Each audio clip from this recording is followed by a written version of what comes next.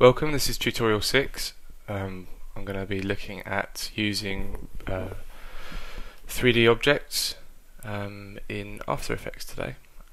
So first thing I'm going to do is open up an OBJ, textured OBJ into Photoshop.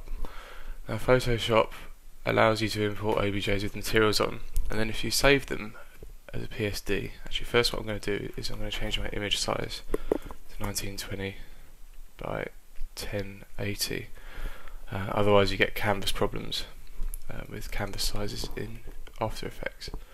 So I'm just going to save that as a PSD in here, replace that, and then import that back into After Effects. Now making sure you import it as a composition, and you get another bit of dialog comes up, and you need to make sure this live Photoshop 3D box is ticked. Okay on that, and you can see that we have our apple in 3D space, so we can actually move around it. I don't know if you've ever seen that before. You can also do the same in Photoshop. Next thing I'm going to do is I'm going to rename this left, just for the simple reason of making it tidy. Then I'm going to go and use the Chris Color scripts again, because I'm a fan of those, to generate a right comp. That's done it, you see there. And I'm just going to dial in a value in the stereo controls in the left and the right. So I'm just going to put 10 for now in the left and the right. And then you can see, I'm going to change that to one view so you can actually see what's going on. You can actually see we've got a different view slightly of our object there. All will become clear.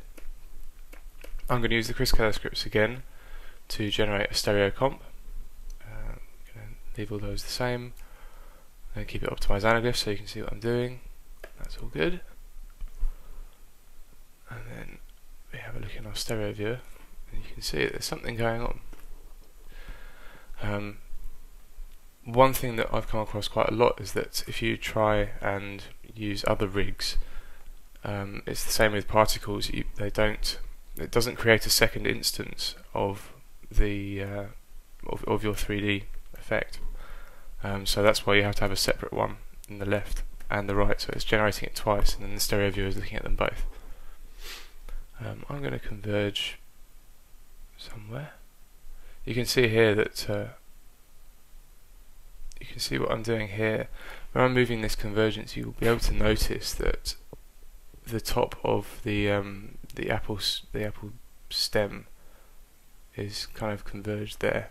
So that means everything, this bit will probably be popped out of the screen a little bit, and everything that's more in the background at the back of the object will be behind the screen plane. So that is basically just a converged 3D apple now, and you can do whatever you like with the cameras. Just make sure they're the same in the left and the right. Yeah, there you go. Simple as that. Thank you very much.